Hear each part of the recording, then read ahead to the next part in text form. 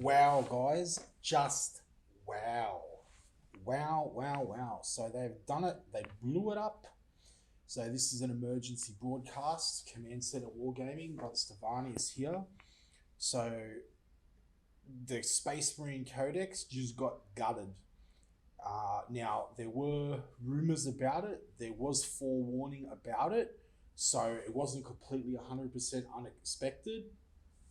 Some of the units, though, are like iconic units. It's pretty crazy. Some of them, I can understand why they're going, right? There was also a lot of lead up to this. So we did have warning.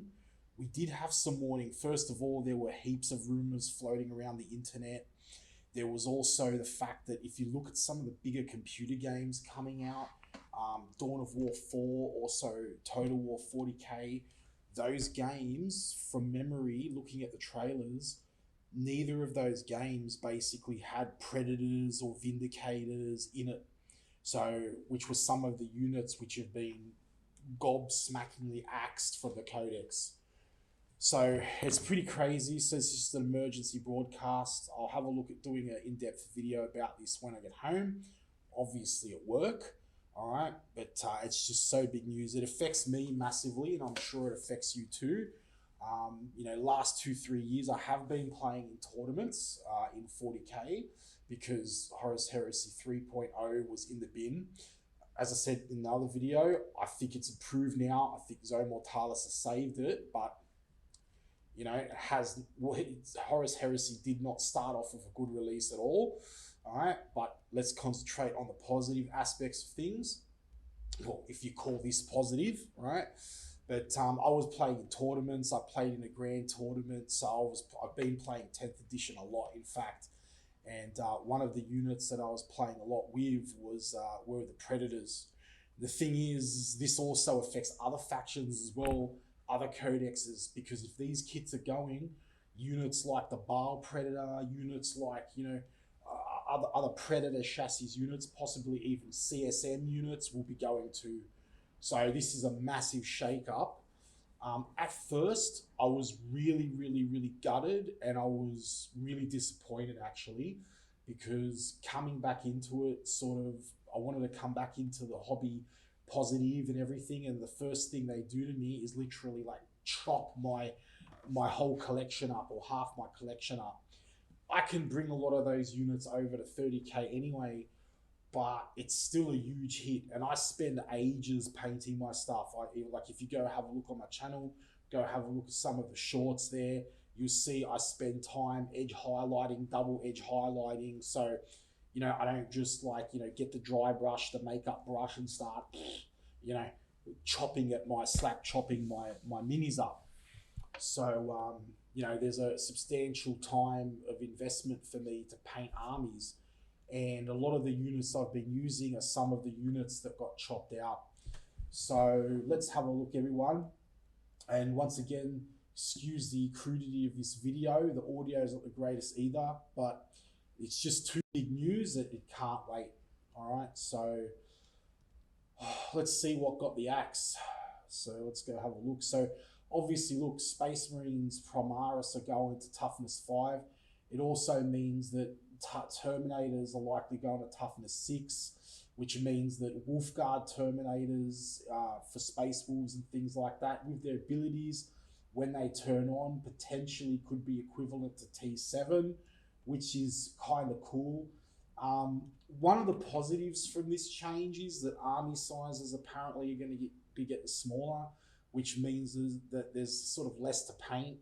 There might be less to collect as well, which means that the overall cost of buying armies might go down. Although we have to see what they do with the kits, because they might repackage kits so that, perhaps Terminators come in squads of 3 now, not 5, and then they repackage so they might get less plastic. We don't really know until the Codex comes out. So before everyone just starts freaking out, because at first I was like full freaking out. I was like, oh my God, this is like a disaster. This is like literally like the Dawn of War 3 of computer games. Like, the Horus Heresy of 40k was a travesty of game design, right? But then as I started to get to think about things and looking at things from a competitive perspective, I'm not saying that it's good, and I'm not sticking up for Games Workshop for doing this, right?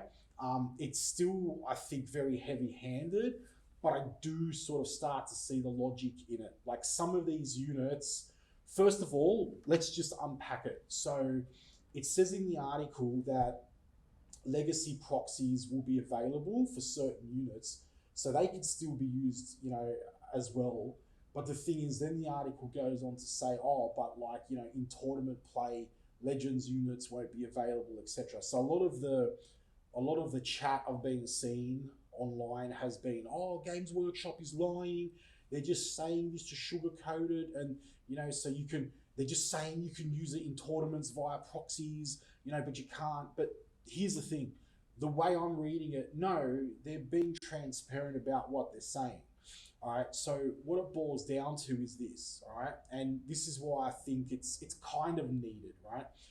You imagine going back in time and you've got this guy and he's like, he loves his Tyrannid Gene Stealer model from 2nd edition, right? And he expects that to be in his 11th edition codex because he loves it. Stuff's just got to evolve, right? You can't have 11th edition, you can't have the Gene Stealer from 2nd edition with its own rules, with its own data sheets, right? You know, in every edition of 40K moving forward, you only have so many pages in the book. You only have so many rules in the book. The other thing is for tournament play and balance, right? If you have 10 main battle tanks, because think about this, right? Think about Predator. At first, I was like, oh my God, the Predator, oh my God. But then when you think about, okay, look, we've already got the Gladiator chassis, right? So we have 3 medium battle tanks already. Then you've got the Predator Annihilator, then you've got the Predator Destructor. Both those tanks literally were just shoehorned in point-wise, you know, to sort of match in for tournament play between the Gladiators. So what, like, for balance in tournament play, right? You already have a unit that serves the function of the Predator Annihilator, right? And to some point, the Predator Destructor as well, because you have an anti-infantry tank. It's the Gladiator Reaper, right? So again, I'm not justifying what they've done, but I'm just saying I can see the warped logic behind it, right? All these units are still available in casual play because there's rules for them, right? There's legacy rules for them. All these units are still available in semi-competitive play. So if you go down to the club, a lot of the semi-competitive tournaments I used to play in, like Hall of Heroes and things like that, they would allow legacy units, right? Things like, you know, the big tank, the Atreus and all that, which I actually have, I'm going to do up as Blood Ravens. Lucky I didn't paint any Predators or crap, you know. I probably still will, you know, just for nostalgia and because the original Dawn of War games. But for uber competitive, for the tournament, right, the most important things for high-level tournaments is balance, all right? And so I could see the point in balance issues with having 10 tanks that do the same thing, that serve the same battle role, all right? They were around about, because the Predator chassis was around about the same size, right, as the Gladiator chassis, pretty much, right? And in fact, I believe the Gladiator chassis was a little bit thinner, in fact, so you could fit it through buildings and things and new terrain, okay?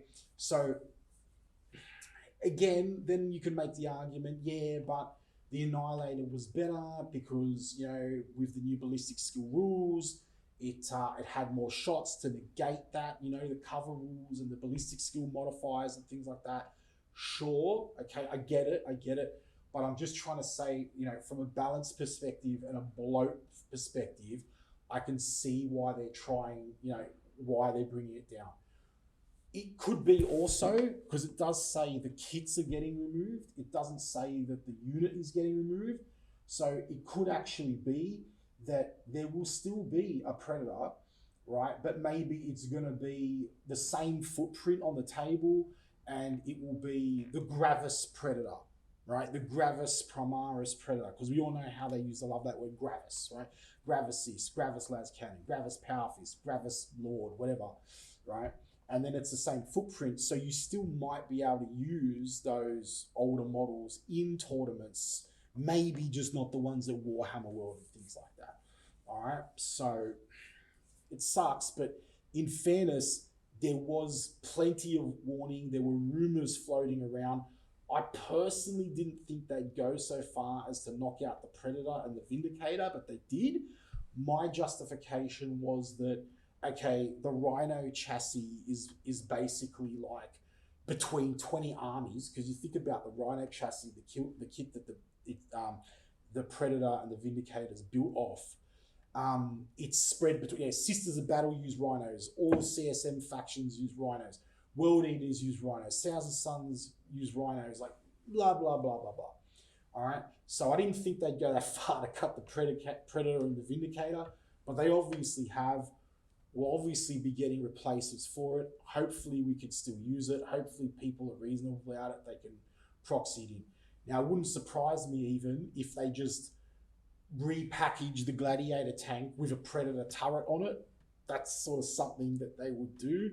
And in all honesty, it's something that the Imperium would do as well, because if you look at the modular design of all their units, that basically, it works like that, okay?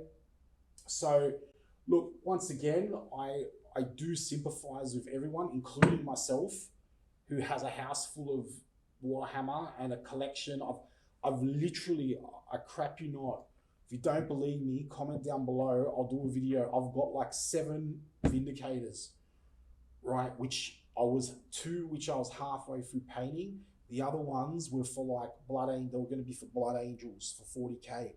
And now they're going over to 40K, but I've already got 30K Vindicators. So now, I'll just repaint them. I had CSM. If you go back a few videos, there was a Night Lord Predator I was painting up, a Vindicator. I full did the lightning and everything. So that's pretty much useless now in 40K. So I get it. Like, I'm not happy about it either, but I can remove myself from the emotional element and think about this from a logical gameplay design perspective and a mechanics perspective.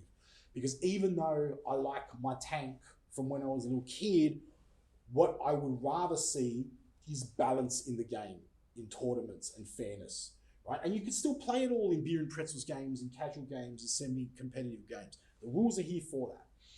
All right, so don't stress too much. Let's see what happens. They might have replacements coming. It might not be so bad, and you can still use it in your semi-competitive games. As I said, unless you're going out to Warhammer World and you're a giant whale and you buy everything new that comes out from GW, chances are this probably isn't going to affect you as much as what you think, right?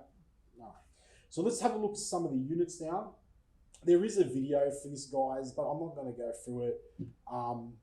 It's pretty much just a 3-minute spin on it. So maybe, look, if you want me to go through it, comment down below. I'll go through it in another video when I get home. But essentially, these are the units that are getting removed from the Space Marine 11th edition Codex. The Tactical Squad, right? And it's going to be counts as Intercessor Squad. Fine. Okay, like honestly, look, again, I've got 10 squads of edge highlighted tactical Marines. Some of them are still on the old base sizes, the 20 mil bases, right? Look, I was proxying them in for intercessors anyway, and then I ended up getting another 20 squads of intercessors between my armies.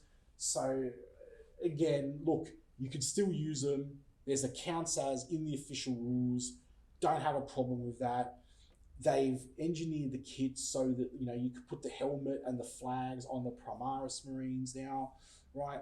So I personally, in the rule book, would have just called it Primaris Tactical Squad and then been done with it, to be honest. I wouldn't have even bothered with like the old models. I would have just said, okay, you can have the Mark 7 helmets now, you can have the banner, and then that's it. Okay, so moving on from the Tactical Squad, And I think that tactical squads as well should be allowed to go into a Rhino. So I think because, again, as I said before, I believe I said before, it's interesting because you'll notice here under the Legends units, kits that have involved the Rhino chassis have been axed. But the Rhino itself, that kit has not been axed. So what would make sense to me was having these, which I would dub tactical Primaris Marines, available to go in Impulsors and Rhinos, right? So, because, you know, Impulsors could be like faster, tougher, they cost a few points more. A Rhino could be like the budget equivalent, maybe it holds less or something like that. Which they might have done that. Let's see what happens when the Codex comes out. Because, you know, with all the strength buffs and all the it's a massive shake up on the rules coming, right? So the next one is the Devastator Squad. So this counts as a Desolation Squad.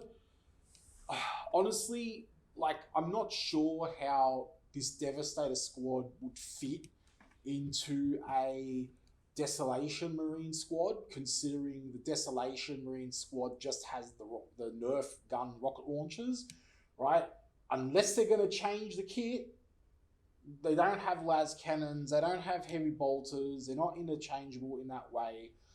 So for me, it's kind of pointless. It's going to get very confusing as well with this legendary proxies thing, because you're going to start seeing things on the table, right? Like, oh yeah, that's my Desolator Squad. Actually, no, it's actually my las cannon Devastator Squad, and you know, I can just switch this and that. I would have preferred for this one, they just remove the Devastator Squad completely. Right? I think it would have sucked, obviously, but again, with the scale and everything like that, I don't think they should have tried to shoehorn in, because the difference is with the Tactical Squad and the Intercessor Squad, visually, there's not much difference between, and you know, rules-wise, pip of AP, there's not much difference between, you know, a bolter and a bolt rifle, or a stalker bolt rifle, the Primaris version. Aesthetically, cosmetically, they look very similar, right? But with the Devastator Squad, you're looking at a squad which can mix five weapons or more, compared to another squad which can practically have 2 main weapons, right? So, you know, you've got the indirect rocket launcher, I think the Bengal launcher, whatever it is, the Bengal launcher, and then you've got the other crack launchers, whatever they're called. Suppressor Squad. Now, this one's pretty crazy because the Suppressor Squad is a Primaris model. It's really crazy to me that they would completely remove a Primaris kit. This kit's not that old, right? It's maybe about 6 years old, and it counts as an Inceptor Squad. Again, it's going to look a bit weird because you're going to have, you know, Inceptors having plasma guns and bolt guns, and then now all of a sudden, you know, they're going to have autocannons, unless the data sheet for the Inceptor changes and the Inceptors now can take the autocannons.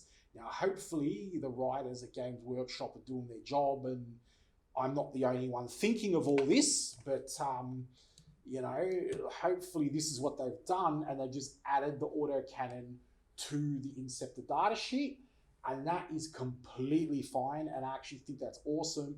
That's probably what they should have done, and they should have just called it a Suppressor Inceptor, and they literally should have just made this the same data sheet from the beginning, right? When they released this with the Combat Patrol back in 8th edition, I think it was, with the Phobos releases. Shadow Spear, I'm pretty sure it was. I have videos on the channel.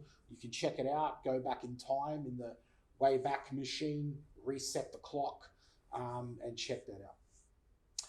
Pedro Cantor, he's been in and out of editions, whatever.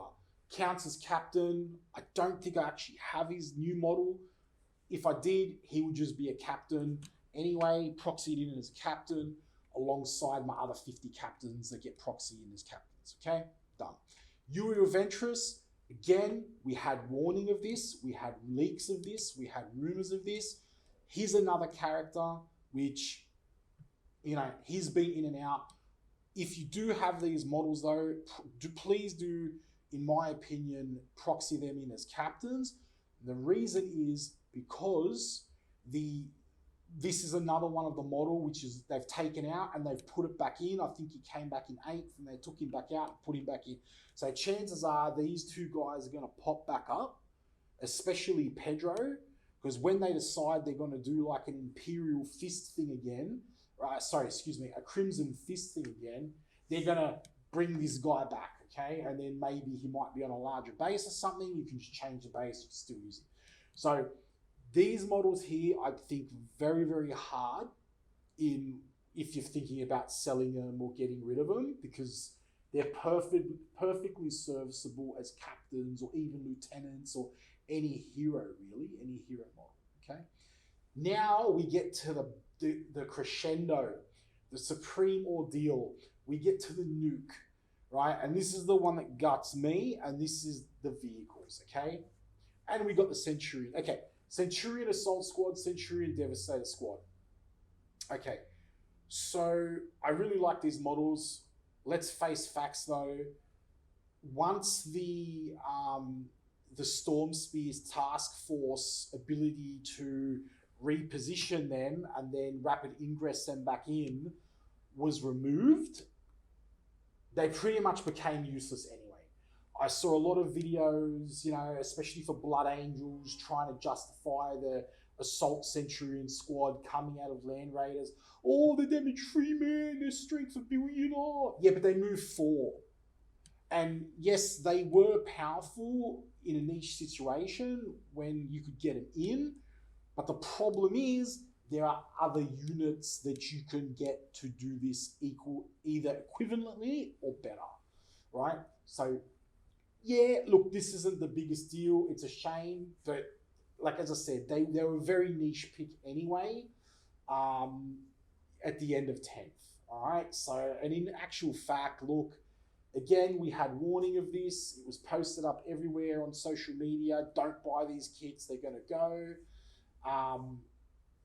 You know, and quite frankly, they probably a kit that should never have been made, because it's a Space Marine inside a Space Marine inside a Space Marine. They're a meme, right?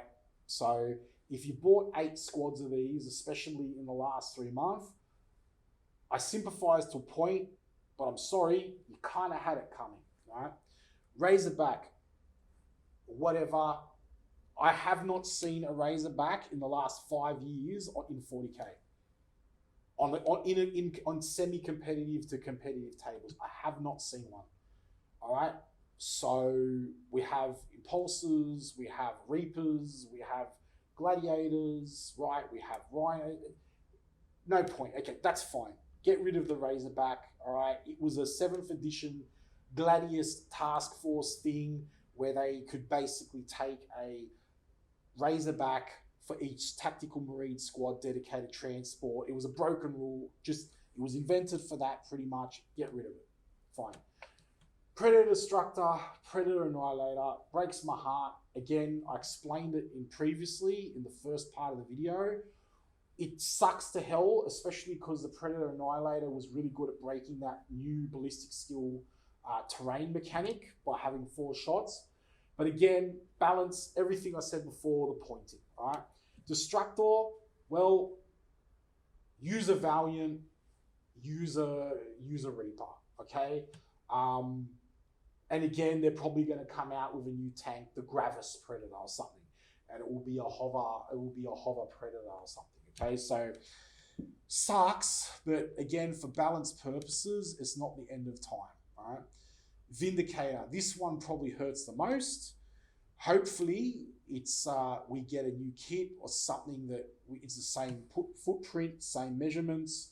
So those of us who love the Vindicator and have the Vindicator can still use it. I really wish they would have kept this one in. Of all of the picks here that they axed, this is the one, if I could, on a wish list, if I could have any one of these stay in, it would be the Vindicator, all right? It's the one that I could see the least justification for. In some armies, it's pretty much essential.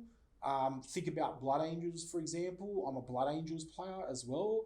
And the Vindicator was one of the only ways we could get like synergizing anti-tank. okay, that synergize with our mid to short range board play. Whirlwind, well, you know, they haven't been good since the start of 10th. Okay, they were broken the start of 10th and they just got crap. There was a whole bunch of new models coming out for 30K. No one's using them anymore. I think I played one game last year. Some guy rocked up with one and it was a Scorpius from 30K proxying in as a whirlwind in 40K. All right, so not the worst, still would be cool. I will miss it, but it is what it is. Stormhawk Interceptor, not really fussed about that one. I've got a few kits of these. I'll probably be using them as terrain now. They're left over from 7th edition that I just never got around to building when I was building a Raven Guard flying force. I had a trick where I had a captain on a bike and a Raven Guard one, and he used to just drive around and you couldn't shoot him because he had lone op. Back then it wasn't called lone op, it was called something else, but it was pretty much lone op, the lone op rule. And then what I would do is I would drive him around and have these aircraft around him in the aura. Because he was a bike, he could keep up with the aircraft in hover mode. And it was this broken list where you could just, nothing could shoot at your aircraft because you were 12 away, and you could just shitstorm fire with re-rolls from the Raven Guard captain. But look, Storm Talon gunships, you know, the Stormhawk Interceptor, I get it, okay? We've got to remove the bloat, sure. They could have been legends. They probably should have been legends already in 10th, to be honest. The Storm Raven gunship is a bit of a hard hit because that really saw some use, especially, you know, in the Storm Spear Task Force. But again, it's no Vindicator chop, but you know, it would have been nice to have kept the Storm Raven in. It looks awesome as well. It sucks to see that go, but no one's using flyers really in tournament play. And again, if you want to use it, you can use it in semi-casual. You can use it in casual games as well under Legacy. So that's, yeah, whatever. Okay. Hammerfall Bunker. No one cares. No one cares about the StarCraft bunker. Should never have been released. I don't know why they did release it. Yes, they just put out a detachment where you could deploy 3 of them. Guys, honestly, again, if you went out and you bought 3 Hammerfall bunkers because of one crappy detachment at the end of an edition, that's on you. Okay? So I'm sorry. You do not have, well, yeah, anyone has the right to complain, but I'm sorry, but that's on you. Anyway, so look, everyone, those are the lists of the cuts to the Space Marine Codex that we know about so far. Let's see what happens. Let me know about your thoughts in the comments down below, and I'll catch you in the next video, guys. And and don't forget to, if you want me to do a playthrough video of the Codex Space Marines Explained, if you want me to do a reaction video, let me know in the comments. Otherwise, I'm probably going to skip that one. It's 3 minutes. It doesn't really tell us much more than what we have here in the article anyway. All right. I'll catch you all in the next one. Happy wargaming.